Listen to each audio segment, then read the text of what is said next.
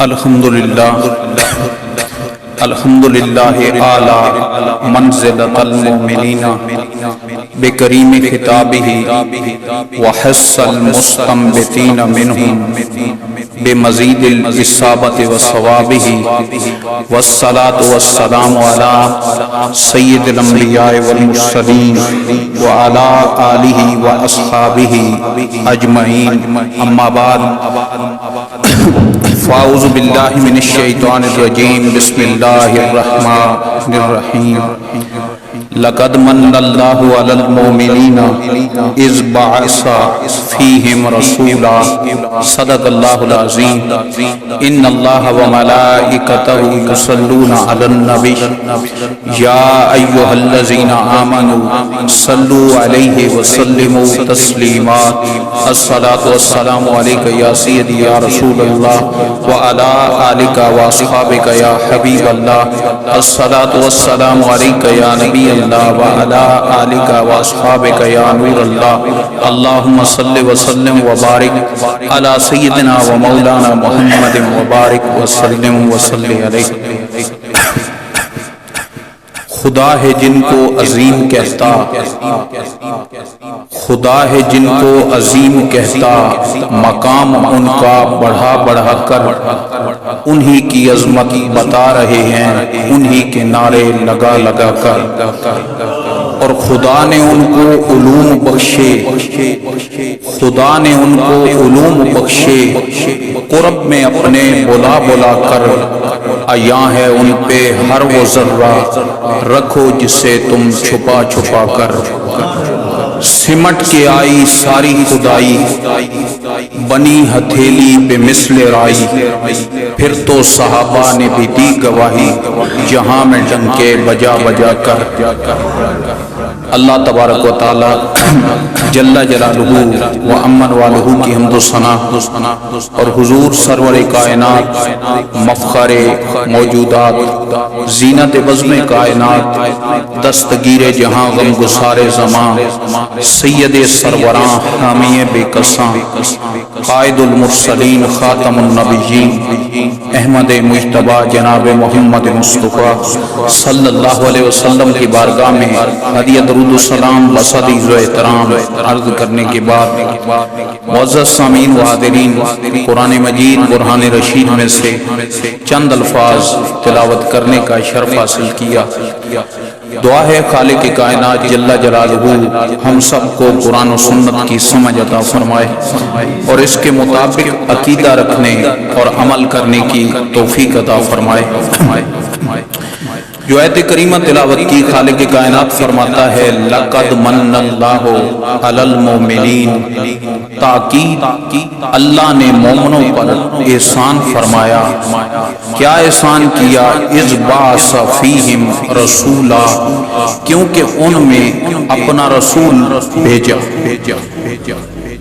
قرآن مجید کی ایک اور آیت میں رب فرماتا ہے لا تبطلوا صدقاتکم بالمن والاذی، کہ کسی کو صدقہ دے کر اس کو احسان جتلا کر اپنے صدقے کو باطل نہ کرو۔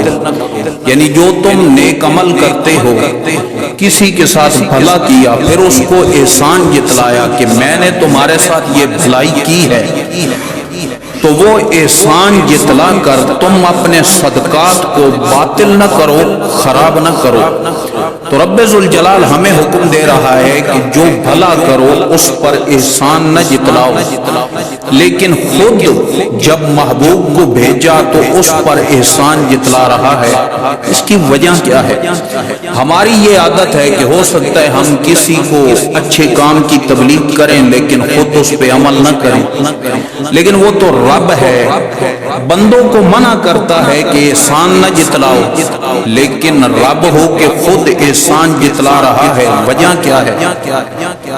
اس کا جواب دیا محدثین اکرام نے، مفسرین نے، اور اس سے پہلے جملے جو آیت کریمہ کو شروع کر رہے ہیں یہ اگرچہ اہل علم جانتے ہیں، لیکن آپ میں سے کسی نے اگر عربی گرامر سے تعلق ہے تو اس کو بات سمجھ آئے گی۔ لفظ لقد، یہ لام وہاں پہ لگایا جاتا ہے لام تاکید، جہاں قسم ہو، تو یہاں پیچھے قسم محذوف ہے۔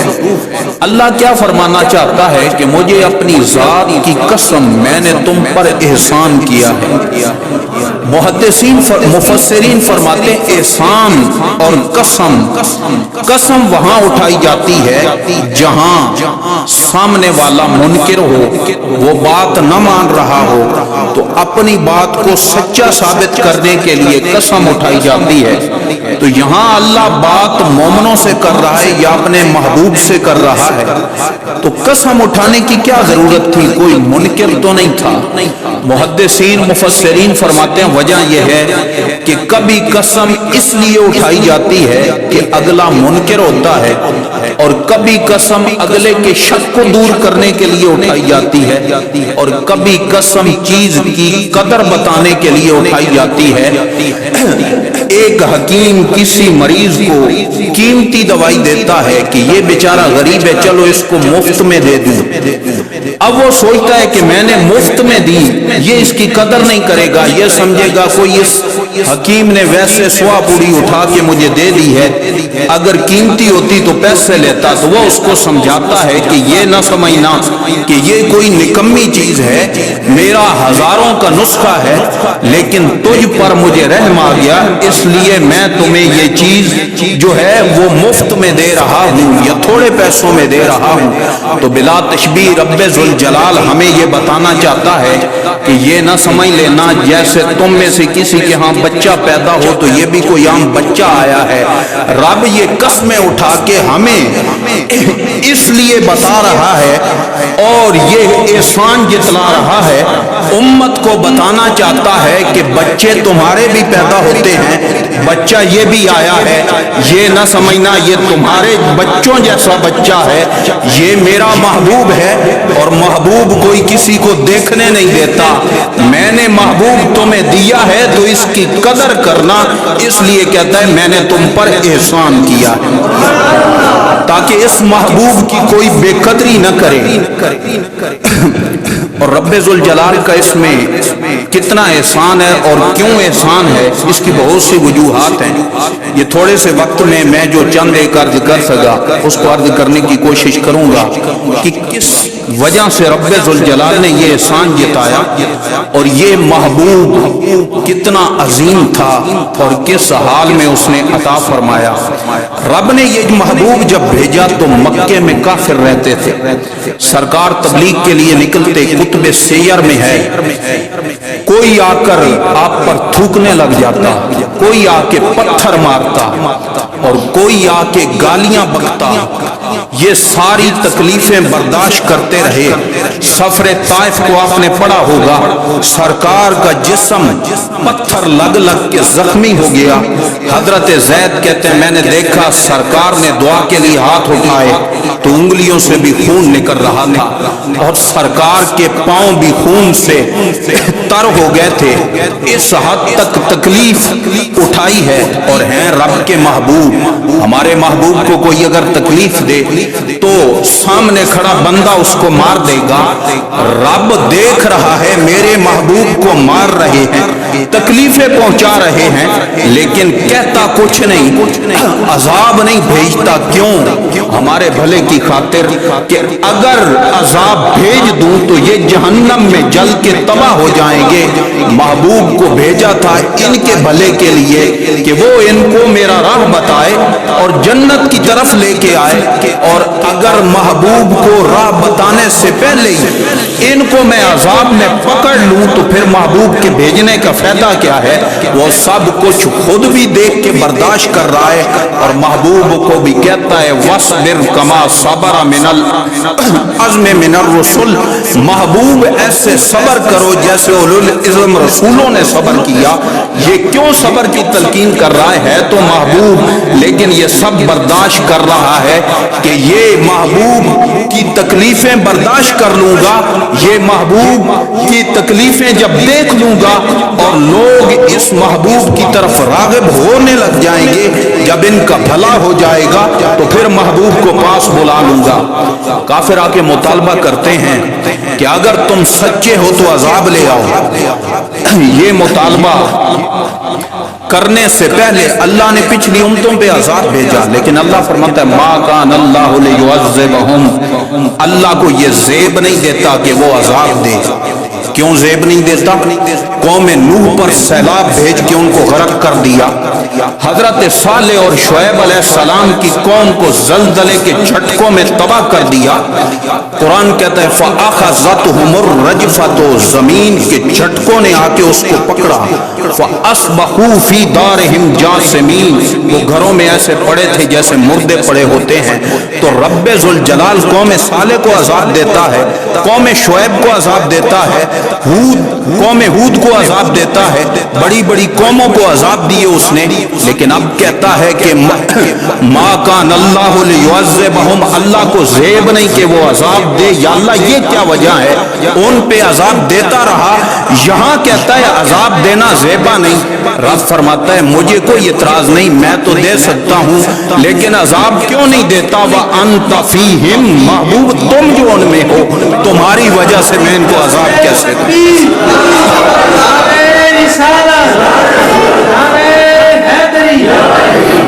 اتنا کریم محبوب جس کو عطا کیا گیا ہو، ان کے عطا کرنے پر وہ احسان نہ جتلاتا تو کیا کرتا؟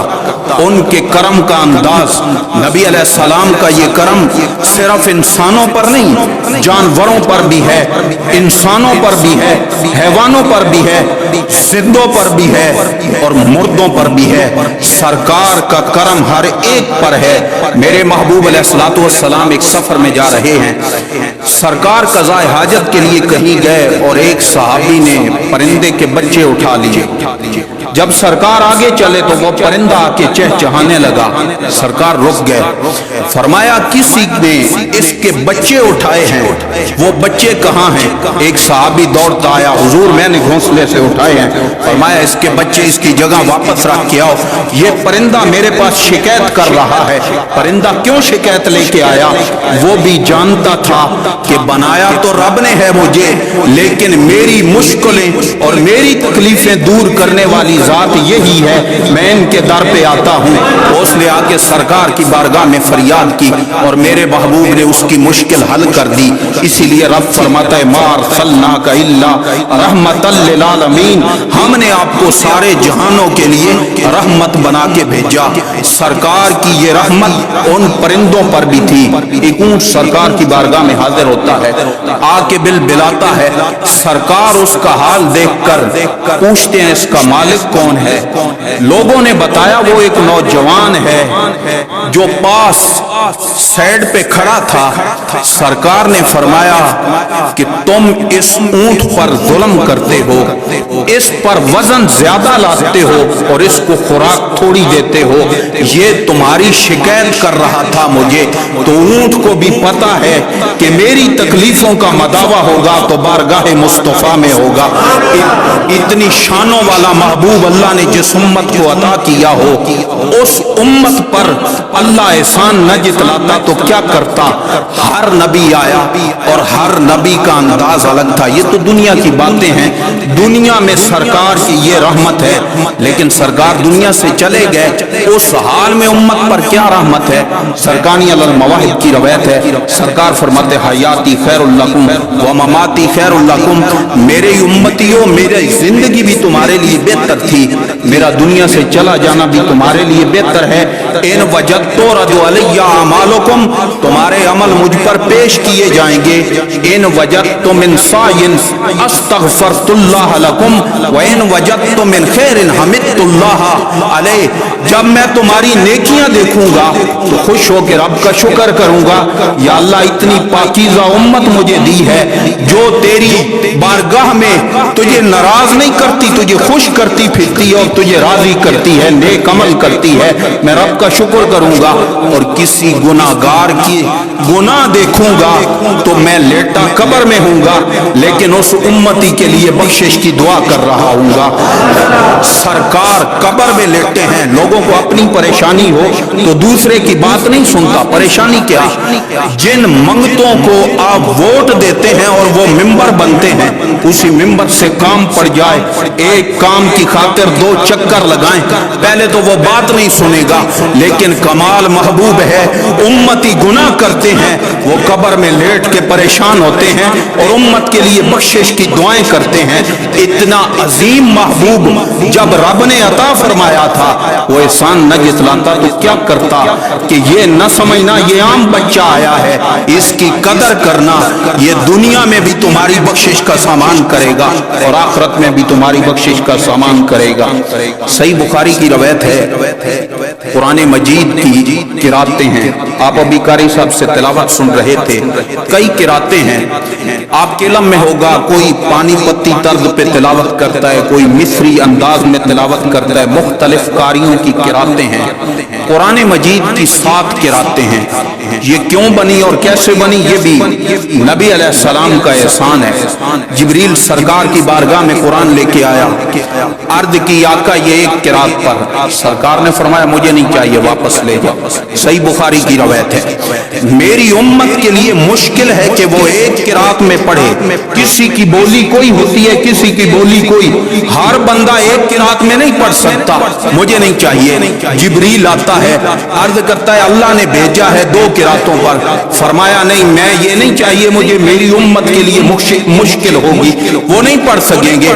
جبریل پھر آتا ہے 3 قراتوں پر، اللہ کے محبوب علیہ السلام فرماتے ہیں نہیں، بالآخر جبریل 7 قراتیں لے کے آتا ہے کہ یہ میری آپ کی امت کے لیے رب نے بھیجا ہے کہ قرآن تو ایک ہے، اس کی قراتیں 7 ہیں، کوئی جس قرات پہ مرضی تلاوت کرتا جائے اللہ اس کو اجر عطا فرماتا جائے گا۔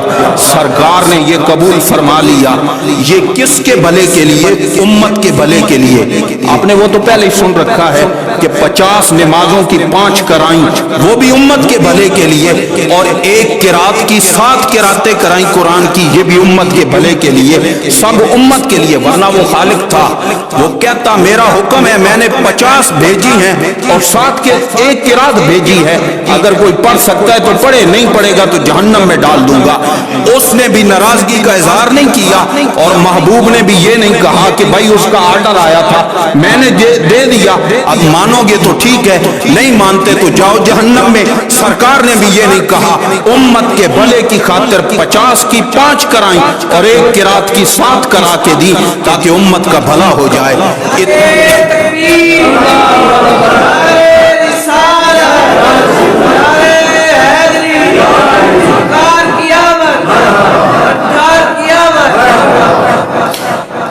سات قراتیں کرا کے دی۔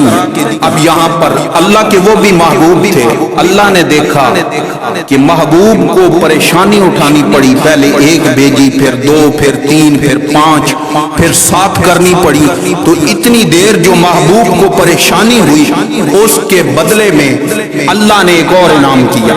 اسی روایت کا اگلا جز، اللہ رب العزت نے فرمایا کہ جبریل جاؤ میرے حبیب کے پاس، میں نے ہر نبی کو ایک دعا کا اختیار دیا ہے جو لازمی قبول کروں گا۔ ویسے اللہ ہر نبی کی دعا قبول کرتا ہے، لیکن ایک دعا خصوصی انعام والی ہوتی ہے جو قبول کرتا ہے۔ فرمایا ہر نبی کو ایک دعا کا اختیار دیا جو لازمی قبول کروں گا، لیکن محبوب کو 3 دعاؤں کا اختیار ہے، وہ جو مانگنا چاہے مانگ سکیں، اس پریشانی کے بدلے میں ان کو 3 دعاؤں کا اختیار دیتا ہوں۔ جبریل آ کے عرض کرتے ہیں یا رسول اللہ آپ کو 3 دعاؤں کا اختیار دیا گیا، میرے آقا صلی اللہ علیہ وسلم نے 2 دعائیں کر دی، کیا؟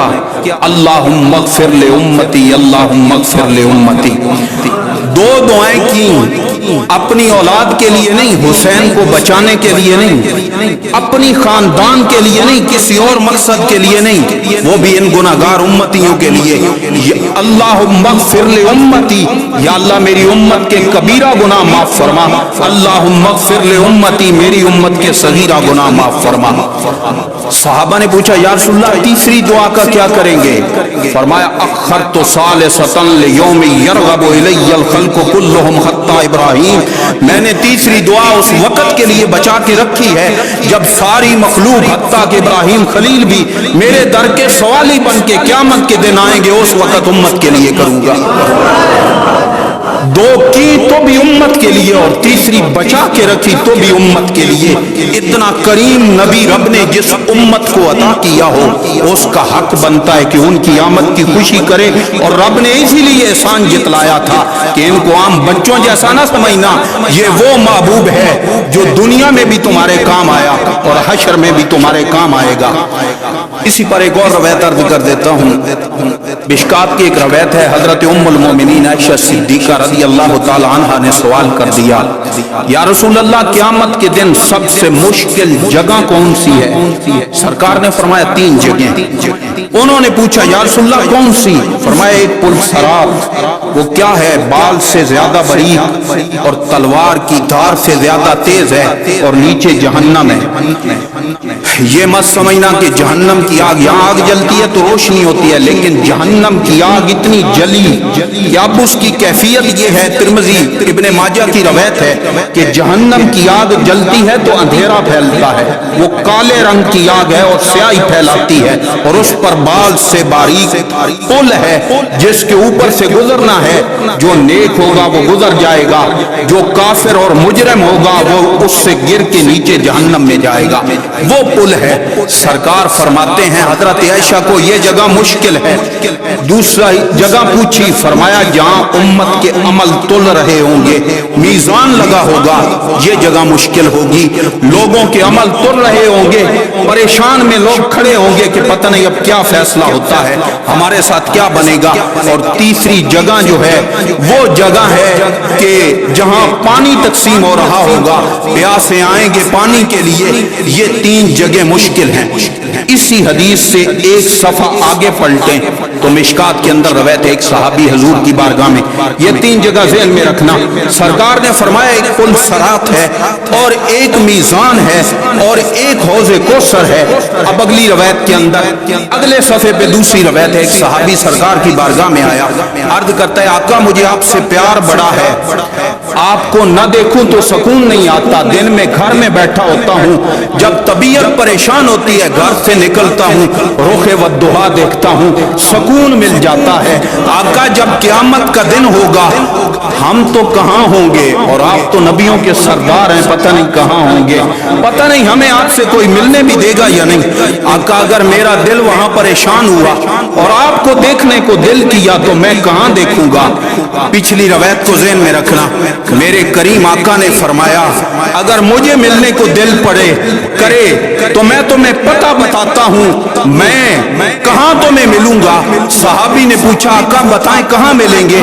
फरमाया मैं पुल सराब पे हूंगा, मेरी उम्मत गुजर रही होगी और मैं पास बैठ के अर्ज कर रहा हूंगा अल्लाहुम्मा रब्बे सल्ले मा उम्मती, अल्लाहुम्मा रब्बे सल्ले मा उम्मती, या अल्लाह मेरी उम्मत को सलामती से गुजार। हजरत आयशा को कहा यह सबसे मुश्किल जगह है और जो मुश्किल जगह है उसी जगह सरकार फरमाते हैं मैं तुम्हें मिलूंगा।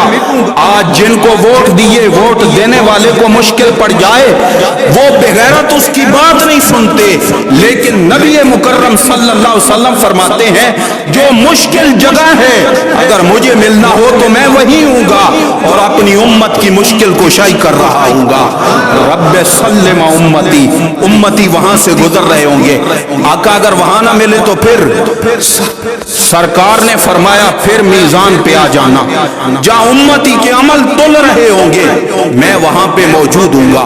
यहाँ पे एक रवायत अर्ज करूं, एक बंदे के अमलों का वजन होगा, जब अमल तुलेंगे तो वो देखेगा कि एक तरफ गुनाहों के दफ्तर और एक तरफ कोई नेकी नहीं, उसके गुनाहों का पलड़ा भारी हो जाएगा। फरिश्ते लेके चल पड़ेंगे जहन्नम की तरफ। नबी अलैहिस्सलाम आवाज देंगे फरिश्तों को रुक जाओ, फरिश्ते रोकेंगे। सरकार अपने पास से कागज का टुकड़ा निकालेंगे और कहेंगे दोबारा इसके अमलों का वजन करो। एक पलड़े में गुनाह और गुनाह भारी हो रहे हैं, सरकार वो टुकड़ा निकाल के उसके दूसरे पलड़े में रखेंगे। एक तरफ दफ्तर होगा और एक तरफ एक टुकड़ा होगा। जब वो रखेंगे तो नेकियां भारी हो जाएंगी। फरिश्ते उसको जन्नत की तरफ लेके चलेंगे। वो चंद कदम चल के पीछे मुड़ेगा और कहेगा आप कौन हैं और ये क्या किया आपने मेरे साथ, मैं तो जहन्नम जा रहा था। वो कहेंगे आप मुझे नहीं जानते लेकिन मैं तुम्हें जानता हूं। वो عرض کرے گا آپ بتائیں تو صحیح کون ہے اس مشکل گھڑی میں آپ نے میرا ساتھ دیا؟ نبی علیہ السلام فرمائیں گے میں وہ تیرا نبی ہوں جس کا تو کلمہ دنیا میں پڑھتا تھا، اور یہ درود تھا جو ایک بار محبت سے بیٹھ کے تو نے میری ذات پہ درود پڑھا تھا، میں نے اپنے پاس رکھا ہوا تھا، آج تیری مشکل میں کام آ گیا۔ یہ سرکار اس کے ساتھ بھلا کر رہے ہوں گے۔ فرماتے ہیں دوسری جگہ ملنا ہو تو کہاں ملنا؟ جہاں عمل تر رہے ہوں گے، اور تیسری جگہ جو ہے جہاں میرے امتیوں کو پانی تقسیم کیا جا رہا ہوگا، میں وہاں حوض کوثر پہ بیٹھا امتیوں کو جام پلا رہا ہوں گا۔ کون ہے جو پیر بیٹھ کے دیگ پہ مریدوں کو کھلائے، اور کون ملا ہے جو بیٹھ کے شاگردوں کو کھلائے؟ لیکن کمال سلام ہے سید الانبیاء پر، خادم فرشتے ہونے کے باوجود وہ کریم اپنے ہاتھوں سے تقسیم کرتے پھر رہے ہوں گے اور بتائیں گے یہ حال ہے۔ اور اس سے عظیم روایت آپ کی خدمت میں عرض کرتا ہوں، لیکن اس سے پہلے قرآن پاک کیا ہے۔ اللہ رب العزت نے حضرت ابراہیم علیہ السلام کو کہا کہ یہ تیری امت کے گناہگار ہیں اور یہ نیک ہیں، بتا کون سے لینے ہیں؟ قرآن کہتے ابراہیم علیہ السلام نے کہا فمن تبعنی فإنہ منی، جنہوں نے میری تابعداری کی وہ میرے ہیں، ومن عصانی، اور جنہوں نے میری نافرمانی کی فإنک غفور الرحیم، وہ تو ہی بخشنے والا ہے، وہ تیرے ہیں تو جان اور وہ جانے۔ نیک میرے ہیں اور برے تیرے ہیں۔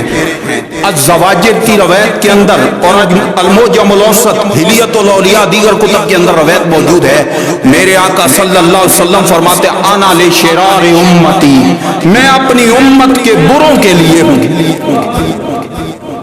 میں اپنی امت کے بروں کے لیے ہوں۔ ابراہیم علیہ السلام کہتے ہیں جو نیک ہیں وہ میرے ہیں، میرے آقا فرماتے ہیں جو برے ہیں وہ میرے ہیں۔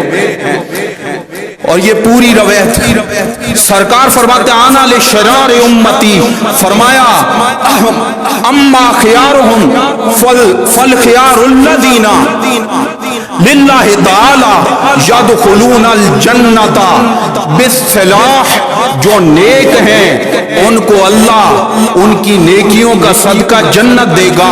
وَأَمَّا لِشِرَارِ أُمَّتِي يَدْخُلُونَ الْجَنَّةَ بِشِفَاعَتِي، جو نیک ہیں وہ اللہ کے سپرد ہیں، اللہ ان کو ان کی نیکیوں کا صدقہ جنت دے دے گا، لیکن جو برے ہیں وہ میرے ہیں، ان کو میں اپنی شفاعت سے جنت لے جاؤں گا۔